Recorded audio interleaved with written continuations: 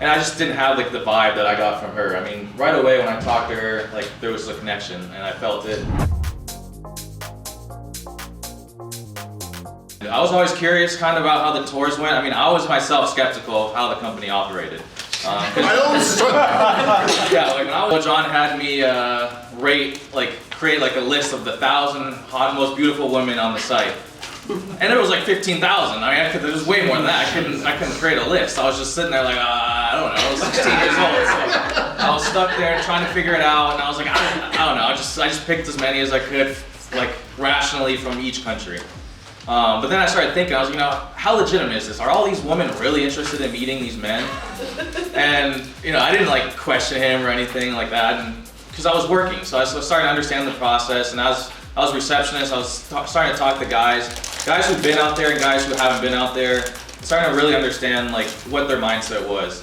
And like breaking off of Uliana's standpoint, what she was saying was that, like we kind of just met by coincidence because Joe knew Uliana, and he said, he basically was our matchmaker. He knew that we had similar personalities. And the only way I really came out there to meet her was because I decided to see what a tour was like and join Joe as like a tour leader. But it was really more of me just learning the process and understanding how a tour works and what it's like when the guys actually go out there and meet. Because all I knew was the correspondence aspect of the business. And for me, like, as John always says, you don't want to be corresponding. You really want to be going out there and meeting the women, because you can spend so much time and money corresponding, and eventually you start getting in your own head. And so, all that time I realized that, when you go out on the tour and you meet all these women, all these women might not be interested in you, but they're interested in meeting somebody. And that's what I learned. I mean, I had a lot of women come up to me, and I wasn't interested in them either. But they were telling me, okay, well, why are you here? And I told them, I'm here to help these guys meet women, and they're here from America, some of them are here from Germany, UK, wherever, and they're interested in meeting them, and they would tell me, okay, well, this guy's not like the age I'm looking for. Can you bring somebody older? Can you bring somebody younger? So these women, like, they're coming to the socials, but they also have a mindset on who they want to meet, and maybe they're not going to meet that guy that one social, but there's a lot of women who come to the socials over and over. I mean, I think Joe knows one lady that's been there like 10 years in a row or something. She just keeps coming, doesn't meet anybody, but she just wants to try to meet somebody. Yeah.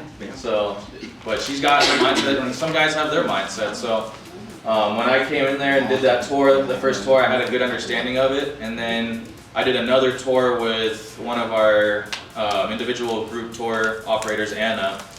We did that the year after, I think, or about a couple months after. That was in January. Yeah, so January, end of January. Yeah, that's when, and John was there too on that tour. She was an interpreter at that social. Yeah. And so I introduced myself to her, and then we took a date the next day, and like she said, it was like 5 hours long, and it was the best date I ever had in my life, probably, like she said, probably the best date. Yes.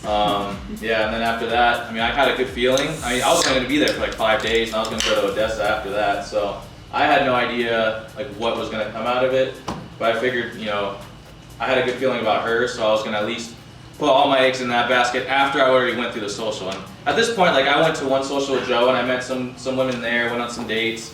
Even on like the social coming up that I met her, I met some women in the social just from like the affiliates introducing me, or some women coming up to me. And I just didn't have like the vibe that I got from her. I mean, right away when I talked to her, like there was a connection, and I felt it. And yeah, so we did, like she said, the whole story. And I think like the main important thing was that we continued corresponding with each other. And I think that's the main thing that John always tries to say is why it's so important to get over there. Because if you're corresponding and you don't have the personal contact information of that woman, I mean, you're just sending letters, and it's also a three-way correspondence, and you don't know, because those translators are doing their best to translate how they, like, translate the message, but the context of the message is sometimes going to get lost. And so, to avoid that issue, just go over there, meet the woman in person, get their contact information, because when you go to a social, that contact information is all signed. I mean, the woman signs every guy's EMBRA, they look at your personal background forms, and so you can get any woman's personal contact information right away. And that's how it was with her, and I mean, I had other women's personal contact information, but after I met her, I just cut it all off, because I didn't want to waste my time either. And so yeah, talking about why he's mentioning with Uliana, this woman is my hero. I mean, he hikes like 30 miles, and she will just go after him died, complained, but she's still going.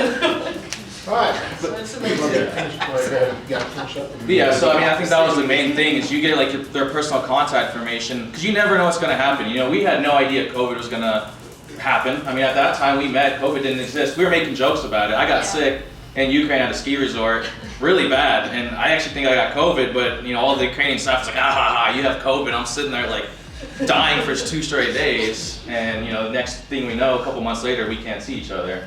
If you don't feel the woman taking initiative and being interested in you, just time to move on. Whether you spent $1,000 or not, sometimes that's part of the investment. I mean, I've spent thousands of dollars on women here on dates in my lifetime, and it went nowhere. So it's the same thing. And I mean, that's kind of the reason I looked to Europe. I experienced living there, I experienced dating here, and I just don't like the American woman here. I have the same feeling he has, is that they expect a lot more than they provide.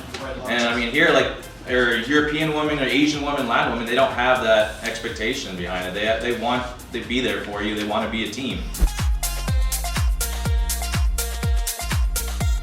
Are you ready to get started? Sign up and connect with these real women. Check out our website at ukraineladies.com.